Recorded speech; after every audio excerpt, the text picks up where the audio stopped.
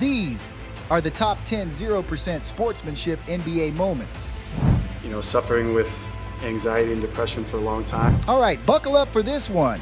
Kevin Love of the Cleveland Cavaliers wasn't having the best day on April 26, 2021 in Tampa, Florida. Things were heating up on the court against the Toronto Raptors, and Love, well, he lost it. Late in the third quarter, Love angrily taps the ball back into play on an inbounds pass like he's playing a game of hot potato. The whole world got a front row seat to Love's outburst. Fans and media didn't hold back, calling out his behavior as childish and unacceptable. Ultimately, the Cavs took a beating, losing 112-96, and the whole world got a front row seat to Love's moment of madness thanks to social media blowing up. Love owned up to his outburst, saying, "That wasn't me."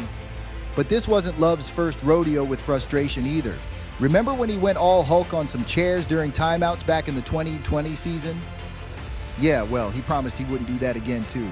In Game 3 of the Western Conference Finals, tensions were running high between Green, the forward for the Golden State Warriors, and Adams, the center for the Oklahoma City Thunder.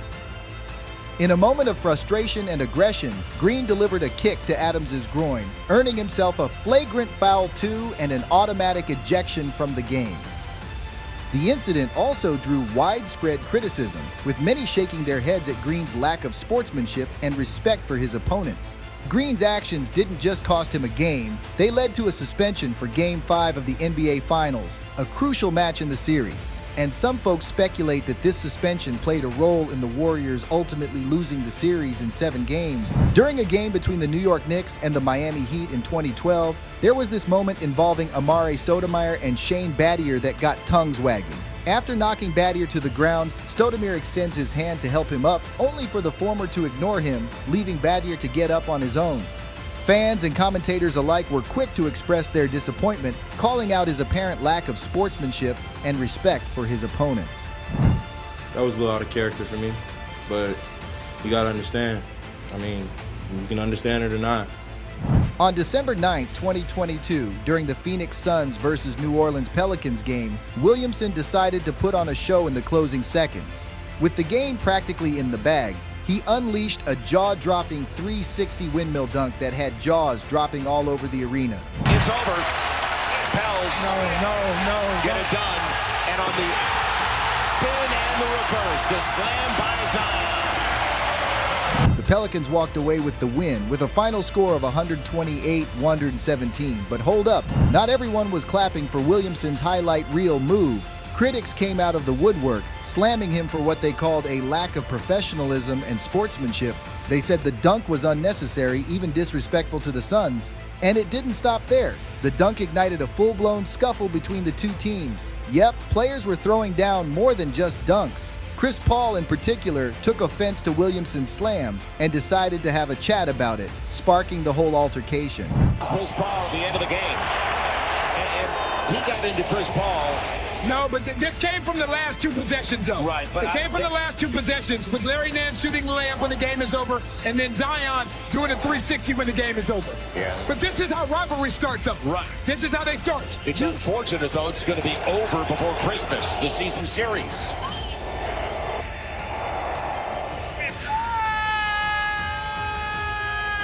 So Zion gets it on the 360 to close it out, and the Phoenix Suns felt it was totally unnecessary.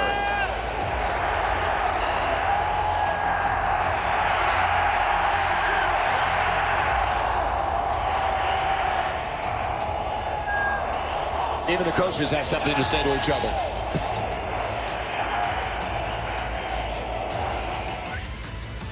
So they got to get Jose back to the locker room. Zion. Of course, the whole shebang blew up on social media. People were buzzing, with some siding with the critics, calling out Williamson for his lack of respect. Others jumped to his defense, saying he was just celebrating a big moment for his team. A heated moment between Trae Young of the Atlanta Hawks and Trevor Ariza of the Portland Trail Blazers occurred on February 29, 2020, after Young pulled off an impressive nutmeg move on Ariza, which understandably left Ariza feeling a bit heated, and his frustration boiled over, leading to a confrontation between the two players right there on the court. The incident shed light on Ariza's frustration and apparent lack of sportsmanship in response to Young's skillful move. On April 4th, 2019, things got a bit heated when Embiid and Bledsoe found themselves in a tangle for the ball. Embiid gave Bledsoe a little shove, and in response, Bledsoe gave him a shove right back. But that's not where it ended. Bledsoe decided to take things up a notch and threw the ball at Embiid, who then returned the favor by throwing it right back at him. The ball smacked Embiid in the chest, and before you know it, Sixers forward Mike Scott got involved, tossing the ball at Bledsoe, escalating the situation into a full-blown confrontation between the two teams. Needless to say, the refs weren't having any of it. Bledsoe was hit with not one but 2 technical fouls, resulting in his ejection from the game. Embiid and Scott also received technical fouls for their roles in the incident. I think tossed the ball in there as well, so.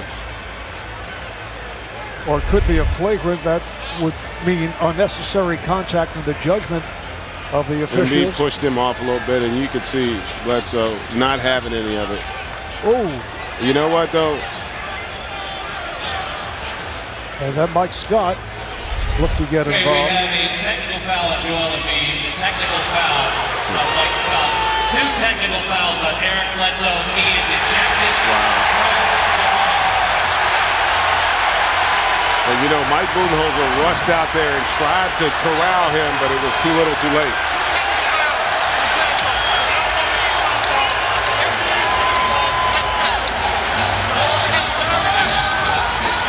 Eric Lewis, the lead official, coming over to explain the call.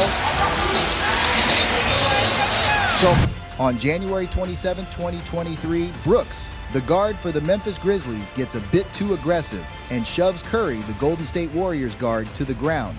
Many were quick to express their disappointment in his apparent lack of sportsmanship and respect for his opponent. After all, even in the heat of competition, there's no excuse for crossing the line like that.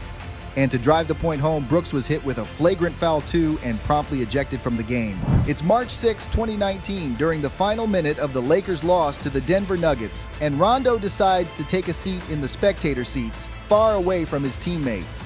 Instead of being on the bench with the rest of the team, he opts for the courtside seats usually reserved for fans. As you can imagine, this caused quite a stir. Now, Rondo tried to justify his move by explaining that he's done it before throughout the season and that he simply enjoys sitting in the courtside seats. Maybe 8, 10 times this year. I don't know why it's a big deal now. But his explanation didn't quite sit well with everyone. ESPN color analyst Mark Jackson, for one, labeled the move as unacceptable and not conducive to a winning culture.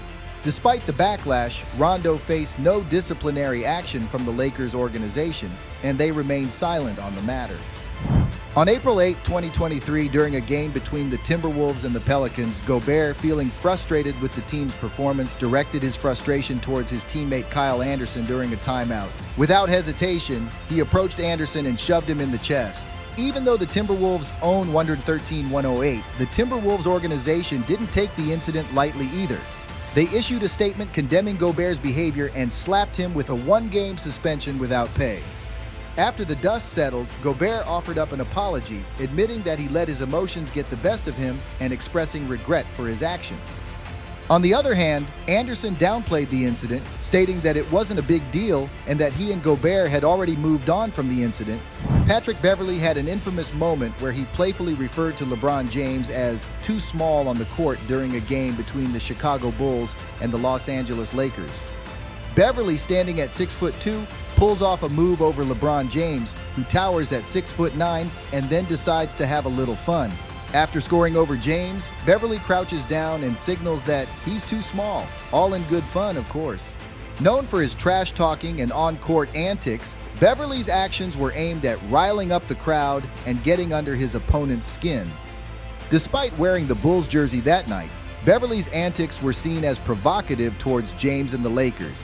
He even took it a step further by holding his nose, suggesting that the Lakers stink. Beverly later explained that he dishes out his playful banter to everyone and was simply having a blast during the game. So, which bonehead moment do you think was worst? Let us know in the comments.